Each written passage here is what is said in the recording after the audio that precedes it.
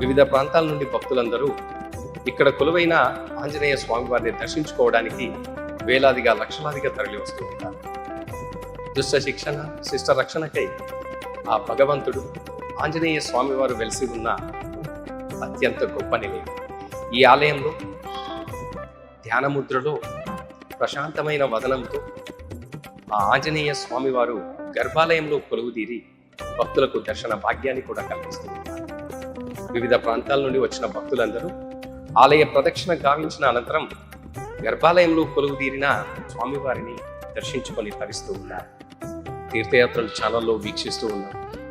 గర్భాలయంలో కొలువుదీరిన ఆ సింధూర వదనంతో విశాలమైన నేత్రాలతో భక్తులందరికీ కూడా కరుణామృతాన్ని ప్రసాదిస్తూ ధ్యాసమూర్తిగా దర్శనమిచ్చే ఆ భక్తాగ్రేసుడు ఆ ఆంజనేయ స్వామి వారి ఆ చిత్రాన్ని కూడా వివిధ ప్రాంతాల నుండి వచ్చిన భక్తులందరూ కూడా దర్శించుకొని తమ కోరికలన్నీ నెరవేర్చమని చెప్పి భక్తితో వేడుకుంటూ ఉన్నారు.